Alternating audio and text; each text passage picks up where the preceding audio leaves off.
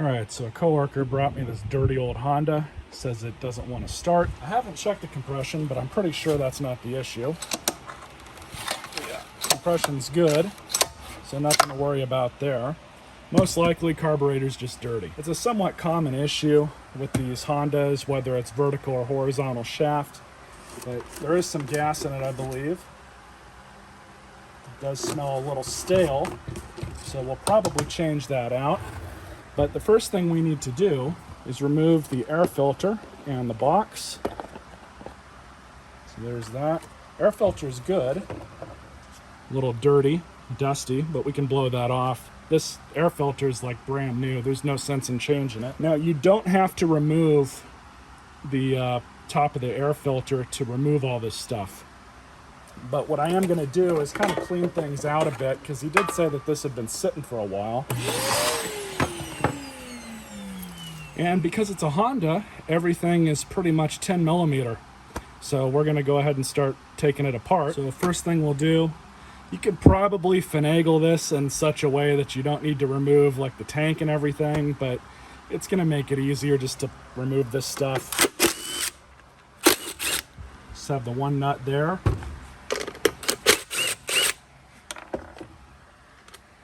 And all we really need to do is just kind of set it to the side like this. Isn't going to go anywhere, and provided it doesn't leak out of the cap, it's not a big deal. Another point of contention with these is they have these side-mounted fuel pumps. They're driven off of the internal crankcase pressures, so there is a possibility that this is bad and it's just not drawing fuel. But if we clean the carburetor and find out that that doesn't fix anything, then most likely the issue is fuel related. So I like to call this the Honda sandwich. They do this on all their GC series engines. It's just 2 bolts or 2 nuts, and that holds everything together as one unit. But you can see how everything's kind of sandwiched together here. So there is a way that everything goes back on. We have a spacer and a gasket.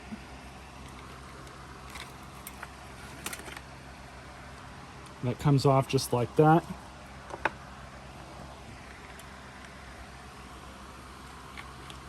I'm going to pull these bolts out, and things are probably going to flop around here.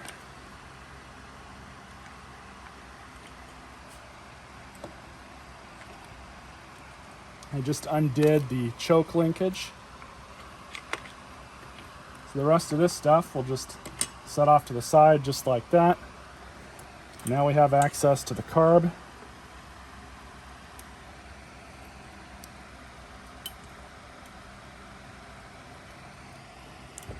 Take that linkage off. And just to make things a little easier on ourselves, we'll pull this one out too. And we just have to undo this fuel line. So bring this up.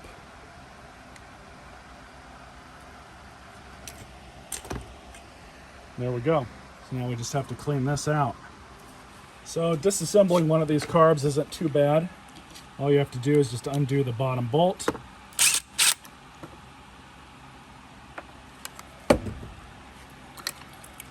And pop it off just like this. You guys can see there's a piece of debris that's square in the middle where it should not be. So I'm going to turn on my air compressor.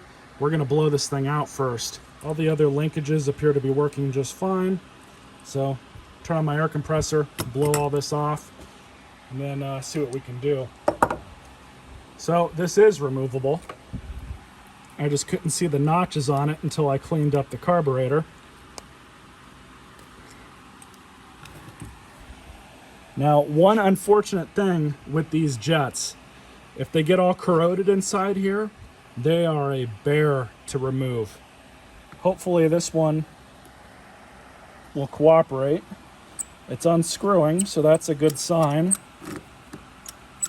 What happens with these is on the sides of the tube, you'll see when I pull it out if I can, they'll have different holes on the sides, and those will get clogged up. So it won't just be the center hole, it'll be the other ones. So I very carefully got this out. You can see it is slotted. Now the other half of this is still in the carburetor. It did not want to come out. In fact, you can see the top of the nipple right there. So hopefully with a little bit of carb spray, I'm going to shoot some up into here. Maybe that'll loosen up the congealed fuel, shoot some down the throat too, and then we'll see what happens. So I tried and tried and tried to get the center jet out, and honestly, it's not going to come out.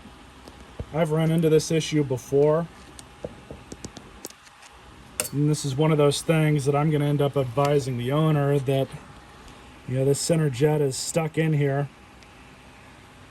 No matter what we do, probably ain't going to remove it. Yeah, there's no way to get it out of there. There's no notches or anything. So hopefully I cleaned it out well enough. This is one of those things that I'm just going to advise him and say, you know, I cleaned out everything, but really quickly before I install this, even though it's not an issue anymore, still run this wire through. Make sure that's nice and clean. Good enough.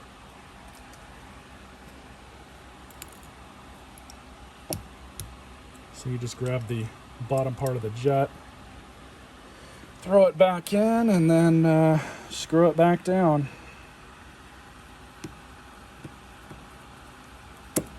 Needle's in good shape, so is the float. These are easy to reinstall. Just lock your needle back into the float just like that. Grab the pin and everything else, and then just align the needle with the hole. There you go.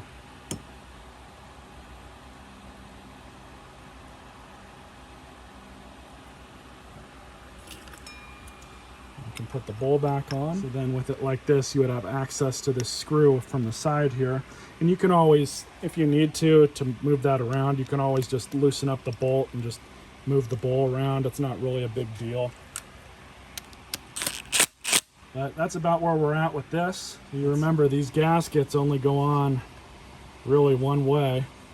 You can kind of see it if you're reusing them, how they're imprinted. Obviously this gasket can only go on the way it's going on.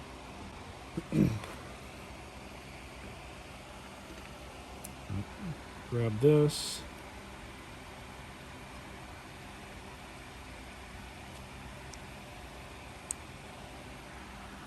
Just like that.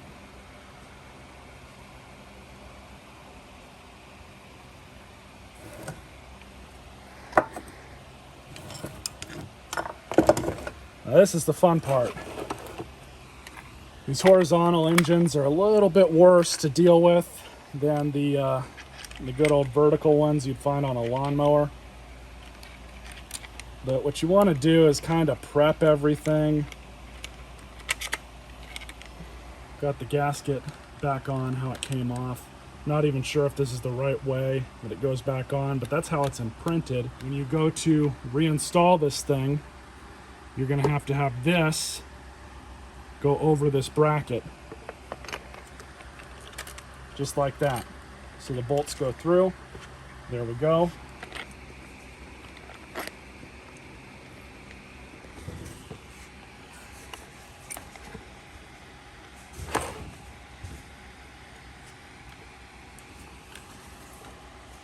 This linkage has got to go around the other side. So very carefully. I'm going to try to do this without breaking anything. There we go. Linkage line back up. Let's check to see if that choke works. Put the fuel line back on just for now. Now we have this big piece, this big gasket, and that goes right there. I'm just looking at the way everything's imprinted. Looks about right.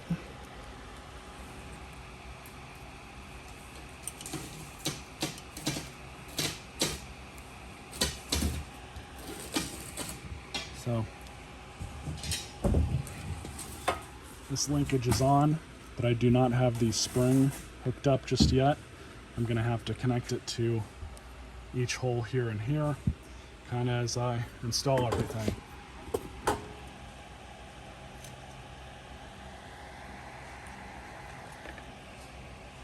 Now, as I'm doing this, I'm actually pausing and going back and checking the video. That is a smart thing to do, and as I said, I haven't done a whole lot of these over the years, but most of these Hondas are pretty similar when it comes to the way these carburetors are set up. But I think we're good now. Just gonna have to kind of move everything into place.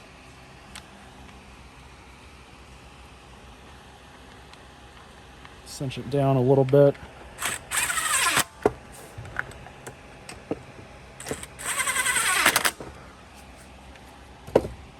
And here's the part. And we make sure all the linkages are working. Choke. There we go. Now you guys can see it. Choke's working fine. And then the governor arm, it's working as it should. Let's go ahead and put this pig back together. There we go. Open nuts.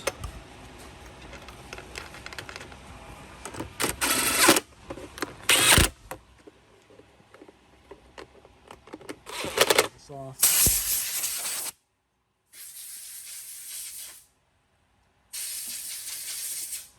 Air filter and the air filter box. Blow this out.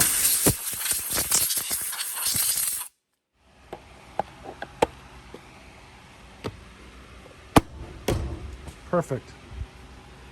So now just to throw some gas in it, see if we can get it to start. So also while we're here, I'm just going to roll some stuff out, and we're just going to make sure that the spark plug still gets spark. It's kind of important. That one's on there pretty good. It's the original plug. These came stock with NGKs. It's a good plug.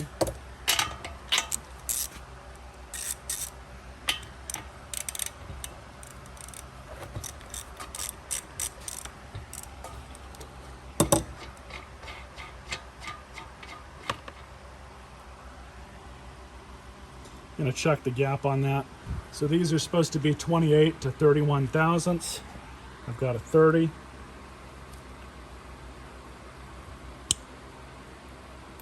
There we go.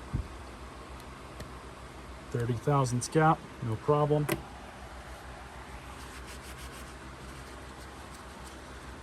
A little bit of soot on it, but that's okay.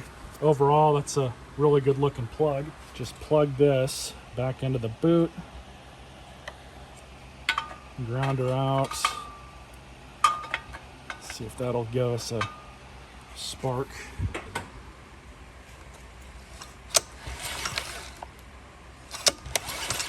Good to me. We got spark. So take this out.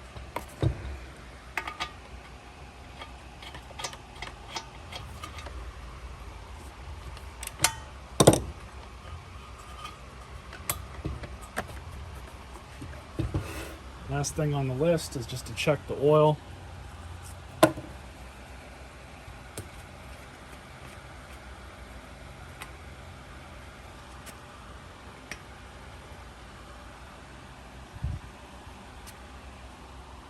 Oil is perfect, nice and clean.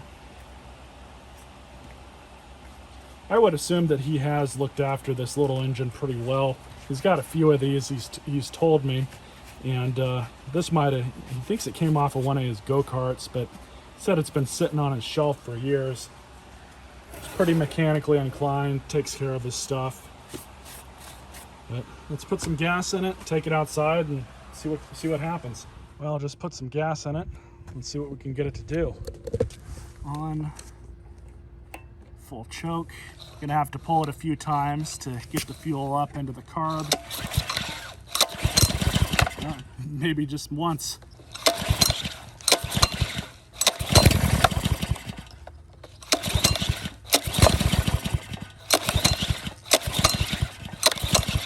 So unfortunately, that little hiccup was about the most I could get out of this. You know, the carburetor and everything's on there correctly.